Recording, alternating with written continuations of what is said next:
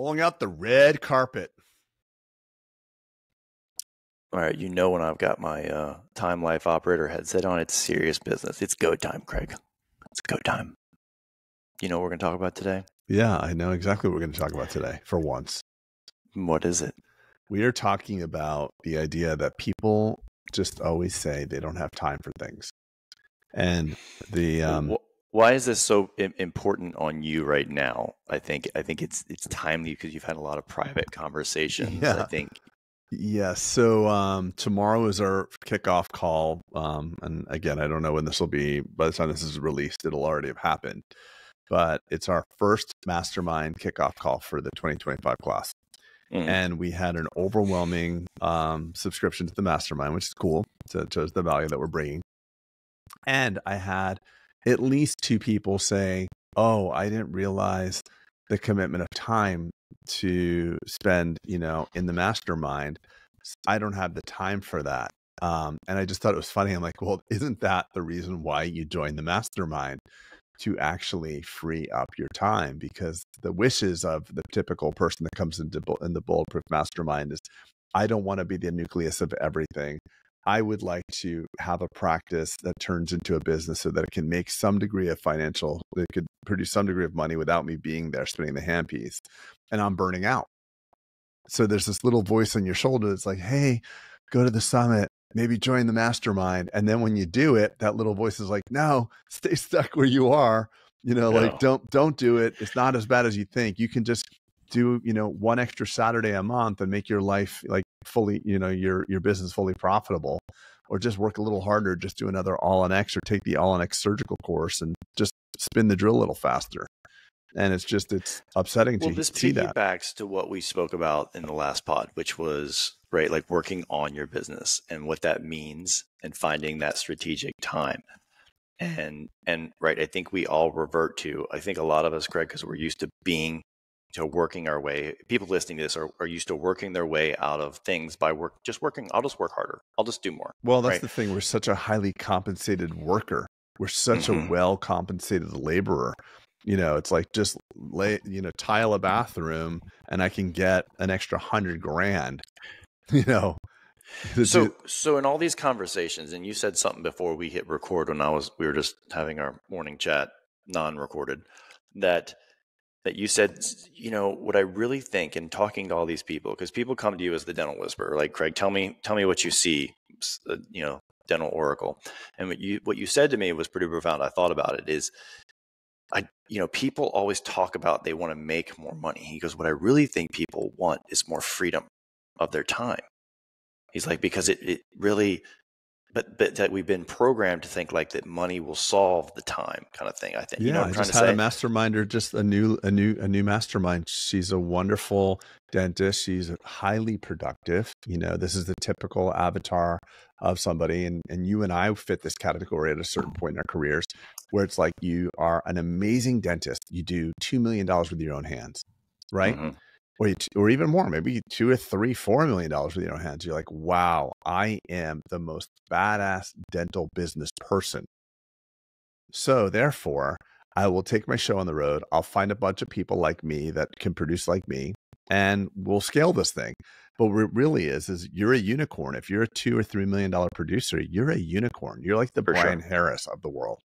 And just like we said with Brian Harris, because we got a lot of really good feedback about that. Like people saying, I am Brian Harris. I grew the practice to 5 locations and I hated my life. I want to go back to 1. So what I'm saying is, when I asked this person, what do you want? They said, well, I want to grow to $50 million of top line revenue. This mastermind, she wants $50 million, which is amazing. So I'm like, okay, well, why? And all through about a 10-minute conversation, it's like, she's a mother. I want to be home at, with the kids more. So Peter, you and I have built businesses combined. They're probably maybe not worth $50 million. And we have friends that have built, $30, $40 million. Oh, maybe they are. Yeah, they're probably worth that actually. But I can tell you one thing. I've never met a person who was able to build a large scale business that was not borrowing from the family. And listen, once it's built, like, Peter, you always say, you would love my life now. You just wouldn't want the last 20 years of your life. So No, for yeah, this yeah. dentist, Whenever someone says the word like, "Oh, it must be must be nice," nice. and I wanted to have your life, I'm like, "Yeah, but you would have quit on the come up, on the grind up. Like you wouldn't have liked it on the way here, kind of thing." You're Right. right, and so you're right. I know where you're going with this. Is that Yeah. you don't So build $50 million organizations by taking half days and things like yeah, that, right? getting Is that home what to you're be with saying? the kids at 3 p.m. So it's Right. inconsistent. So I'm like, what I really parsed out is what you're really saying is you don't know how to say this, but at a certain point, because money's scarce, at a certain point, money will become a little less scarce. But what we all realize is time is what you're looking for. If you want to be home at 2 o'clock, you need to own your schedule. If you want to make money and be home at 2 o'clock, that means someone else has got to start doing the dentistry. So it's like first principles thinking. If your business is built around you and you don't have the time to attend a mastermind, that is the actual problem. Like you would do that to me early on with the podcast. You'd say, "Can you podcast today?" I said, "No, I'm doing Invisalign." Right. And it was Yeah. easy, but I And couldn't and control my schedule.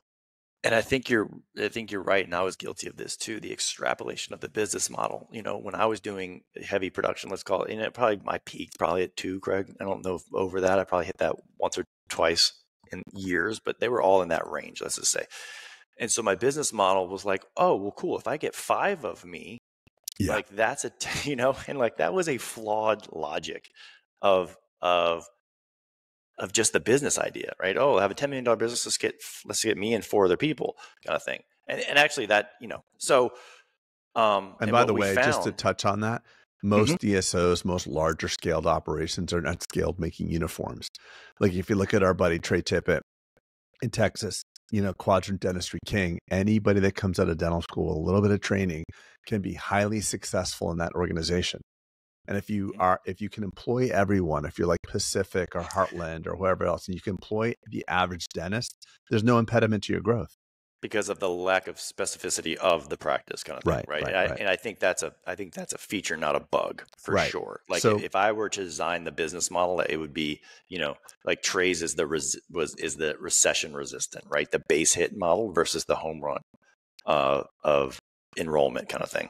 yeah, and I think that the most important thing is that if as a dentist that comes out, the things that you build for you as the dentist are typically the antithetical thing that will help you scale.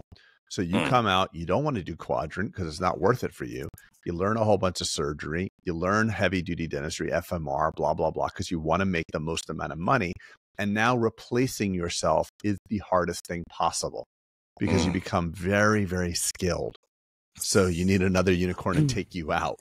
And It's therefore you're funny. trapped and you don't have the time. And that's why you enroll in the mastermind and say, you know what, I can't, because taking a Friday off for 3 hours is going to cost me, $500,000 of what I can do with my own hands. So So Craig, then you're on a treadmill. we mentioned the mastermind a lot, and I hope people are not hearing this as, oh, here they go talking about the mastermind and this promotion. It's not the No, promotion of it, but it is important because it is a data set of which we have for many, many years now. And so we bestow that data and we interpret that data now to the audience. Right. And so we have in the mastermind, this is year over year over year. And people come into it and then they'll say, hey, I really want to titrate days down. I really want to, do less chair time. If I'm being frank with you, I don't want to, I love dentistry, but I don't want to do as much of it anymore. But I also don't want to take a haircut in my pay. And to my point is always like, this is just math at this point. Right. Right. Right. And so it's not that it's not doable, but it sure isn't like I'll just get someone to replace me, because you said you're probably the unicorn, the biggest producer. So it's probably going to take 2 or 3 people to replace the workflow, right? For the top line revenue Right. that then you can have net profit on, that you then get, right, as a business owner. So it is, people treat it as emotional, and it's very tactical, very mathematical of like what you need to do. Like, here's what you need to grow in order to reduce 2 days and not make less money. Like, Right. here's the math. And Right. we do that for them. And I think you're right. Like, Craig, you really, the thing I talk about all the time now, you hear, is time, money, emotion. And I audit almost everything with that. And I agree with you. I think that what people think is they think the money, and it's really, I want to not have as much emotion in my life, right? Not dramatic emotions. Right. And you I want also you just want freedom. time. You want Yes, freedom. time. Well, time and freedom are the same. So look, so it's like, Peter, if I told you I'll give you an extra $500,000 a year or something meaningful to you, whatever that is. I don't know. I'm just making up numbers. That's meaningful. For someone that might be 50,000. However, I have to tell you on your Friday that you may have to come down and meet me as your boss at any time on Friday with an hour notice, and you have to drive down to downtown Atlanta and have just a meeting with me. So it's like, I know you well enough to know it's gonna be hard, because you once you taste freedom, you're no longer employable. Right. So yeah. And it's just per my culture index. They said never I was never employable. Yeah. And again, thank you for the clarification. The mastermind, it's not a plea. It's closed. So it's not a sales pitch, but it is our test lab. It's our test kitchen. And it's a good avatar. It's a good sampling of what we're seeing out there.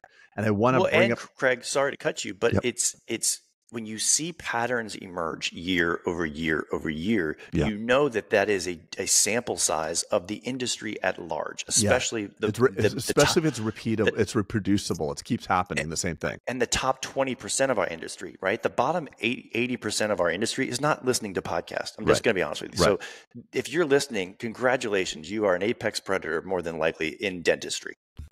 Right. And it's the 80-20 rule. 80% of our industry is just doing the minimum CE, the minimum this, the minimum.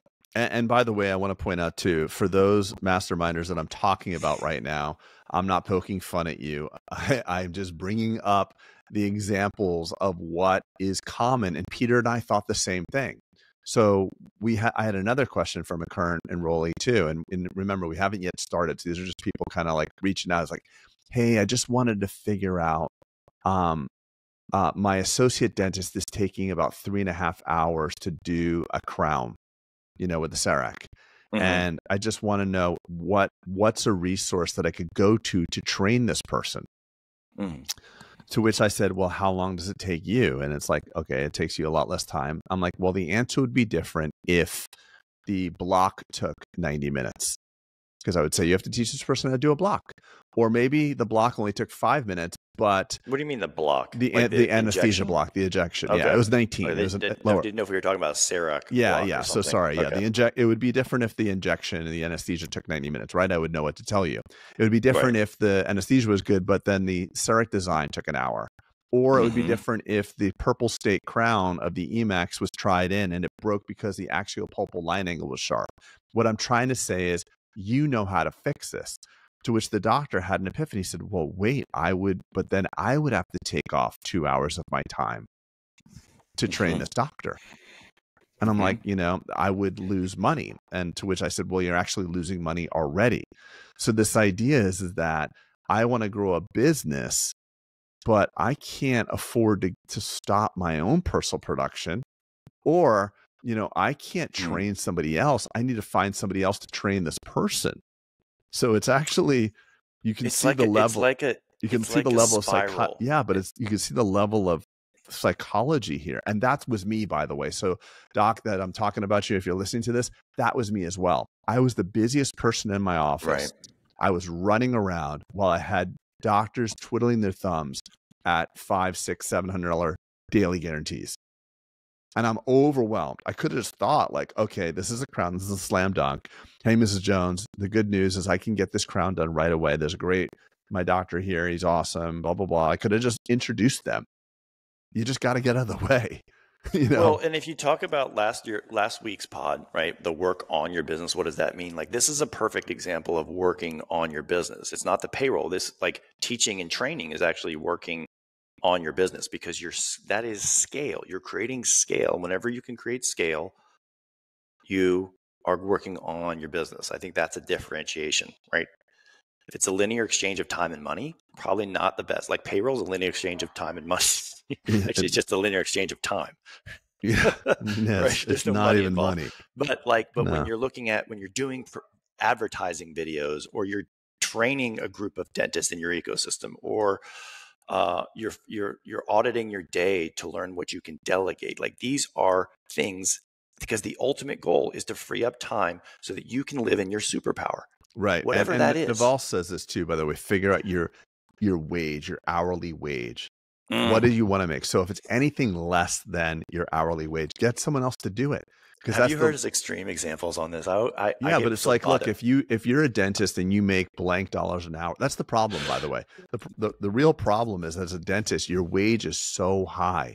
So he said something that bothered me, Craig. Let me hear. What was it? So he said to me, and you probably heard this, and he was like, look, when I get something from Amazon and it's not what I wanted, and it's like $100 or less, what do you think he said? Yeah, he throws it in the trash. Smiling. He doesn't return it. No, I know. He's like, it's not worth my time to return it based on the data that I just did, what you just mentioned. Like, I think the hourly same rate thing. is 5,000. I say the same thing. That is, yeah. I cannot ascribe to that. I fully ascribe to that. Yeah, it is not worth it. I mean, like, oh my God, my dad will drive around town to save like 10 cents a gallon in gas. I'm like, how far did you drive? I'm like, you just ruined your savings in the expenditure of the gas. But I think it's really important. One of the reasons why so many dentists are trapped is that their hourly wage is so damn high. If you were running a janitor company, right? You started off, you came to this country, or maybe you dropped out of school and you said, I'm going to start cleaning toilets and being a janitor, right? You make $15 or $12 an hour. And you're like, no, I'm going to hire people to do this. You would actually, your leverage is so quick because you can replace yourself for $15 an hour, and you don't want to do that job. The problem for us dentists is we are so highly compensated. It's like we're the people competent, typically. Yes. And then you feel guilty on top of it because you went to dental school. And the minute you say, I'm taking a day off for, working on the business, people are like, oh, you're not working anymore. So you have what are you shame. doing on your day off? Shame. No, what are you doing on your day off? Yeah, you have shame. Your family's like, I thought you were a dentist. Why are you not practicing? Why did you go through all the schooling? And you have the addiction of the high salary. So if you look at most DSO owners, if you're looking at them, and I don't want to judge them, but if you just make some generalizations about them, they never became the FMR people. They were not the Brian Harrises or the Peter Boldens of the world. They got out of dentistry, started doing quadrants and did crowns. And crowns are pretty damn easy. So I have two choices. Either I can learn to become an all-in ex-surgeon, or let me hire my buddy that I went to school and have him do crowns. And then we'll hire our other buddy that then have him do crowns. And they built a massive empire on dental Jiffy Lube, basically maintenance and, right.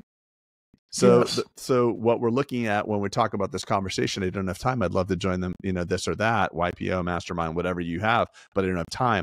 It's because you're an apex predator. Right? You're the highly trained doctor. You're stuck. And by the way, if this is you, or if this is someone share this podcast with them, because this is the trap. You got to identify what it is. Why are you trapped? Why you have no time? And Peter, I was really that guy. It really is a first principles thinking, honestly, if you really break it down. First principles, like what are you trying to solve for? And if you don't have time, whether that's for you or your business or whatever, then what are we really doing? Yes, the business may be profitable, and yes, you may have a lot to show for it at the end of the year because look at all these revenues, but at what consequence? And honestly, I want to say something here. What if someone says, if you're a dentist listening to this and you say, our practice, if you truly believe that your practice does the best dentistry in your town, let's just say, right? And you're like, I'm good being a solo shop or a solo location or staying small, we're good. If you truly believe, and your thesis is, I want to give as much good dentistry to my community as possible, isn't it incumbent upon you to continue to grow? I know this is a sidebar conversation, and I'm not articulating the question probably the way I should, but I've heard some people we're good.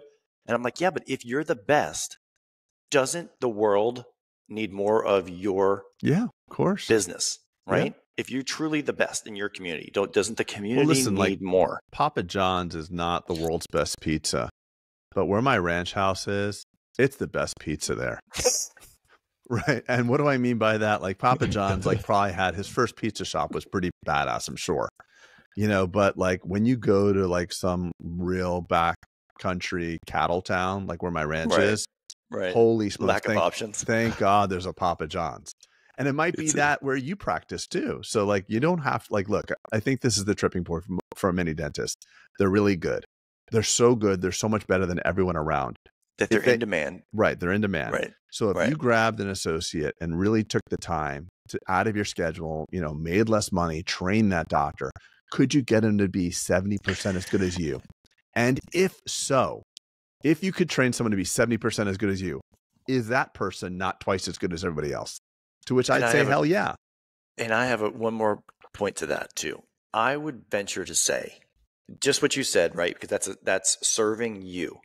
But also one of the biggest detriments in dentistry is the retention of said associate, right? Right. And I would argue when I was doing all the research for dental training, the reason that people leave their job isn't because of the pay or conditions. It's because they had a lack of training and lack of purpose in their job. That's the reason they left. And so the biggest way to keep an associate and gain loyalty and then potentially make them a partner one day is to lean in to that scale, right? Lean into that scale. Wouldn't you agree, Craig, that you were able to scale Spodak more because of the partners that you brought on, even 100%, in a 100%. Right. Yeah. And so but everyone, we're not going to get into a partnership conversation, but that's a whole different thing. But well, it starts with that's time. what you're just saying. That's it starts with just what you're saying. I'm going to teach you how to do a CEREC crown good. And then it's this, and then it's this, and then it's this. And hey, oh, by the way, can you manage the assistants now? Oh, and by the way, now would you mind reading, you be responsible for the supplies on our P&L. I'll handle this, you handle this. Oh, do you want to be a partner one day? Oh, do you want to do another location? Like this is where it starts, but it starts with the time that you're saying to be strategic with what you want. And it's the baby steps there. It's not these draconian moves. It's not these draconian moves of let's, you gotta have these baby moves is where I'm going. No, 100%, 100%. I know I just rattled a lot, but there was a lot going on in my brain right there. Obviously, this is an important thing to talk about because people don't understand that they're going to have to give their time. They're going to have to slow down and stop doing. If you're that well-compensated job owner, not business owner, you have to slow down your job. And when we say from last week, work on the business, that's working on replacing you, teaching other people. It is not payroll. If you're doing payroll, that is the apps that is not working on your business. That's you just took on another job. The only difference with that job is instead of generating $1,000 an hour, that's a $15 to $21 an hour job. So like if you're going to do another job, like do an admin day and look over charts or whatever, or look over your payroll, you got to remember now you've just replaced your job with something even less. So I think it's just very interesting because dentists don't see this. So I'm happy we're really talking about it. I'm happy that hopefully this is landing on somebody. And if it is, and you know me, honestly, just text me like that landed on me. You have to remember, remind me, but you're going to have to undo everything you've done. The first half of your career was building and building and building to make you irreplaceable. And the next half is to replace yourself. Let me ask you. One other thing too, Peter, hold what you're saying. You said a lot of things. You were going off on a tirade, like, oh, can you manage the hygiene team? Can you do this? Can you do that? A lot of people will say like, oh, Peter's just dishing out bullshit. He's just abdicating and throwing shit off his plate.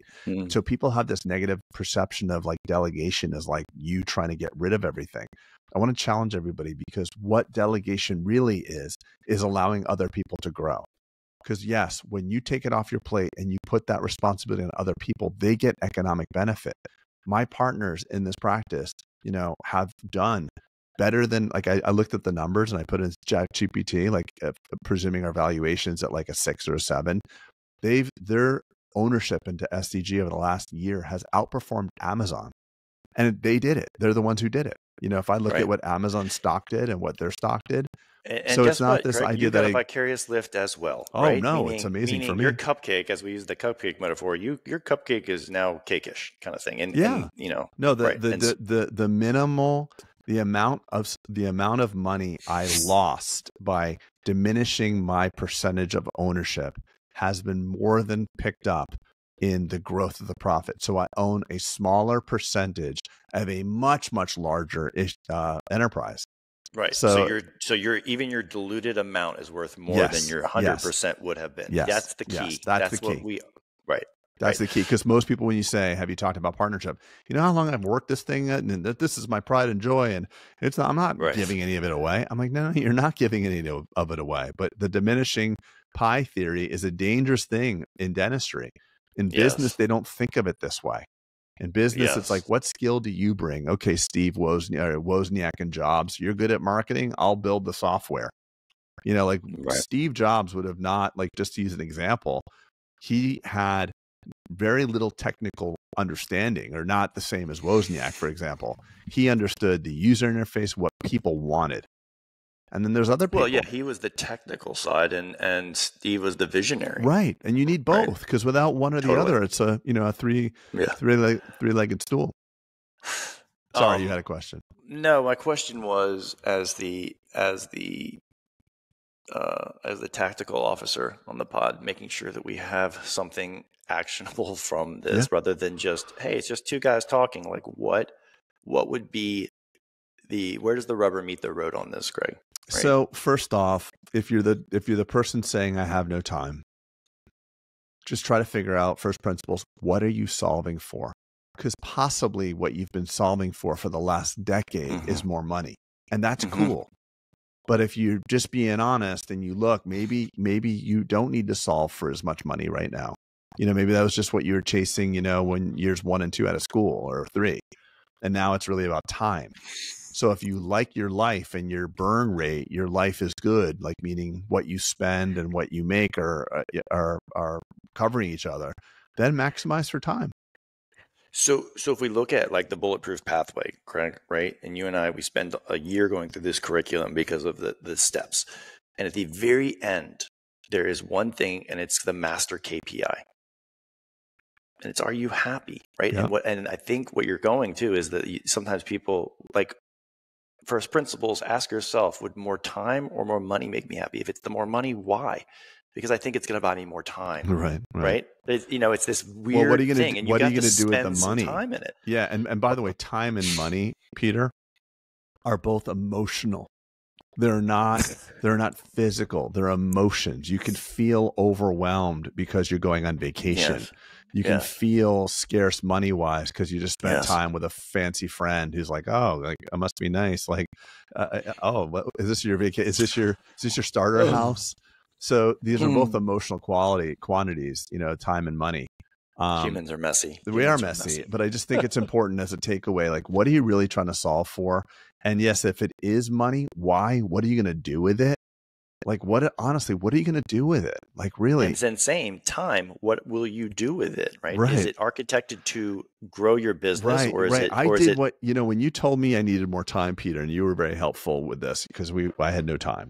And I couldn't even like make appointments, read the podcast and everything. You're like, dude, you gotta like really free up some time. So I started freeing up some time. And what did you tell me to do at the time? You said, hey, go home, work out, I basically do your life with my time. Right. And it did not work at all.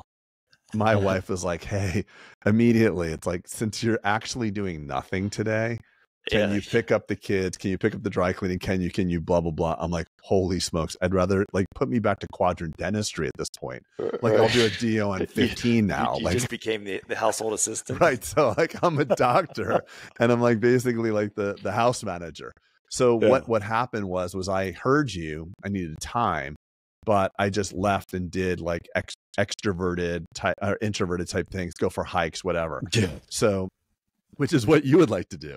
So I had to then say, okay, I have time, but now I'm in my office. I want time in my office so that the doctors come and talk to me, or I can help them, or that's what I want to do. So it was a very interesting lesson of how. So funny. Yeah. But hey, like a true story of how we, like, you tried to cut and paste.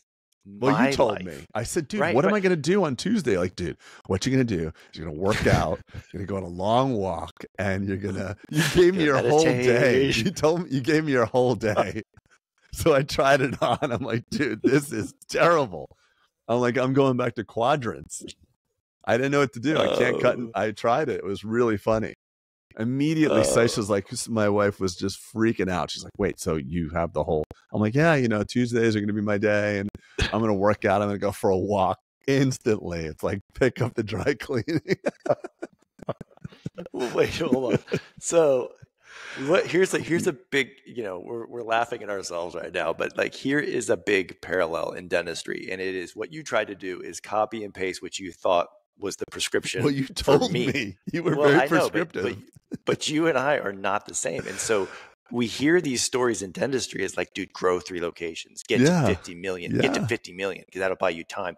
And we hear these things without going through the process of first principles, and we just copy and paste our day. And what you found is like, I don't like this. I don't like this. I'm gonna Brian Harris this shit right now and go right back to what the, I'm gonna go revert back to X. Right. And so that's so funny. I've never heard that. I've never heard you say that in full context. I was like this. I was texting you all day. I'm like, dude, can you talk to me? Well, that's in full disclosure, it was just one day. It was my Wednesdays, which was my quote unquote personal day. Like, you're making it seem like this is my day every day. No. You told me, do this. Take a personal day, clear everything, and this is what you're going to do. And I'm like, I'm doing it. Yeah. And I did it for like a couple of weeks, and I felt it just spiraled out of control. Spiraled quick. All right. Well, good. So I think you gave some tactical there. I think again, this all will stem from clarity. If you can sit down, the first step in your time is get some time by yourself and write some shit down. Like, what do you really want? And I don't mean time with your spouse or time with someone else in your life. Like, what do you want on your one effing ticket? Yeah. What do you want on your one ticket on this planet? Because we see this lost decade, Craig, over and over again, especially in dentistry. And I see it with my friends, but not as much, who are outside of dentistry. But in dentistry, we get in here and we put our head down and we drive towards something. We don't know where we're driving to. We're just driving as far away from dental school as possible. And we're like, oh shit, I just drove 100%. And then you get some clarity in your 40s probably that you're like, wait, I'm not happy. Yeah. And I don't really want this. And what am I doing? And my team doesn't like me because I've been grumpy and blah, blah, all these things. Right. And so, and then you get serious about it. You're like, okay, now I want this. And then sometimes we get even the wrong second vision. So, and it all stems from not sitting down and just being, and this is where you've made me like, dude, sit down and get clear about your objectives. Yeah. Right. What do you want? Why do you want it? So important. Why do you want it? Keep asking yourself the question, why? Like, I want this. Why? Okay, why? And you can have these conversations in yourself, but until you audit it, right? It's really going to be, it's not going to have the gravitational pull that it needs to have, right? Yep. Right. Yeah. And by the way, when you get it, what are you going to do with it? Meaning, if the goal is money, great. What are you going to do with it? If you're going to get more time, great. What are you going to do with it? Yeah. Well, listen, right? people are, to your analogy of driving so far away from something, dental school was your analogy. People who have grown up poor and my analogy, they want to drive so far away from poor that, they are so rich and they're still thinking they're going broke. That's pathologic. When you're like super, super rich, but you can't enjoy any money because you just fear. No, I disagree. I have a buddy of mine who is a car dealer, right? And he and I had this conversation, Craig, and he didn't grow up poor, but he has the scars, kind of like, I have some scars in my career, not from growing up, but scars in my career where it was like, it was touch and go, right? For a number of times in my career. And I think that puts a scar on you. He had the 2008 financial crisis, which almost wiped him out. Like, he's killing it now, but he's like, and I'm like, so, and I asked him, I was like, is your drive, because he makes like 15 million, millions a year, right? Uh-huh. And I was like, what is the drive? And he goes, dude, I just want to go as far away from that time period as possible. Right. I want to never get close to there again. Right. And I was like, that's kind of crazy. It's not though, right? Because like everyone has their own motivation. I would probably be more aligned with him. Like, I don't want to go back to the peanut butter and jelly sandwiches 6 days a week. I don't want to do that. Right. I have this like famous example of this guy that used to come here to the practice. He was a financial manager for an iconic wealthy gentleman, right? And every morning the gentleman, who was well into his 80s, would have him read the state of affairs from the day before, like what did his entire net worth do. And halfway through, the guy would kind of fall asleep and the guy would stop. And he's like, no, I'm listening. He's like a 90-year-old man. And then he would say things like, wow, we lost that much money yesterday. The market did that bad. He's like, we're going broke. This is ridiculous. And the financial advisor once told me, he said, listen, you only spend, and this guy's a big, big wealthy guy. You only spend, $265 million a year between the boat, the houses, and blah, blah, blah, blah, blah. If you lived another 150 years, you couldn't spend your money. And the thing is that as you get wealthier, it's harder to spend your money, because what do you do with wealth? You buy assets. You buy the lake house. You buy the tract of land. Wealthy people tend to spend their money in assets, and assets tend to appreciate. So it becomes this really big snowball. And I think it's pathological to live your life with the fear of time when you have time, and the fear of losing your money when you have money. Okay. Well, it's fine. Obviously, I disagree. We'll agree to disagree. I just think that fear is a great motivator. Everyone needs a chip on their shoulder. It is.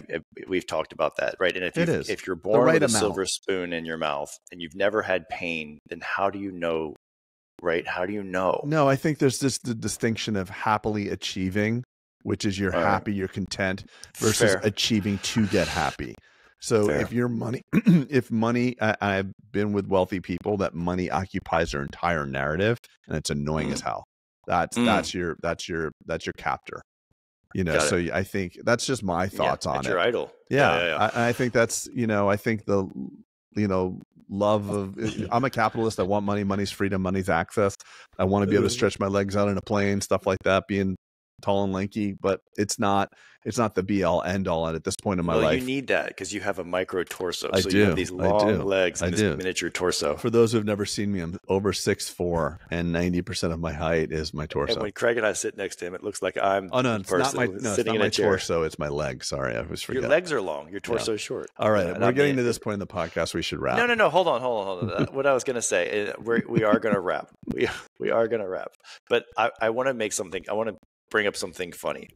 That you and I have this, this is part of our life, and we record some of these conversations, but you and I have the exact same phone calls. Same phone calls.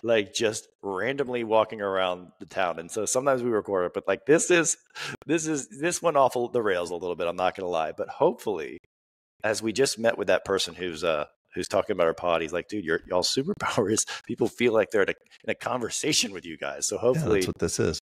Hopefully this was entertainment on your drive to and from work, even though you don't have time. Well, I think more than just entertainment, I hope that you take some action from this and write it down, figure out what you want and why you want it. Because listen, you want to get what you want, but then you want to like what you got as well. And if you happen to have a spouse that you work with, you're in a very interesting potential trap. Because you have two loving people that want to support each other, but two different lives, and it's good to communicate. And one of the things that we've learned in our limited experience in Mastermind is that when spouses work together, there's a whole other level of complexity here, whole other level. So, I was talking to a husband and wife that's joining the Mastermind actually as well. And I had a call with each of them separately. And I'm like, have you shared each other what your plans are? Well, no, actually, we've never talked about this before. So imagine you and I as business partners in Bulletproof, have long-term strategic commentary about what we're going to do, what Bulletproof deserves to be and how we should scale it and help more people. Right. So, right. All right. Good one. I enjoyed it. And dogs are barking and you're talking about my micro torso. So I think it's time to wrap. If this was valuable, give us a like or a comment on YouTube. And if you know someone that would appreciate content like this, please share it with them. Let's not keep this a secret. We want to help more people. All right, everybody. Have a great day, and we'll talk to you later. Thanks, guys.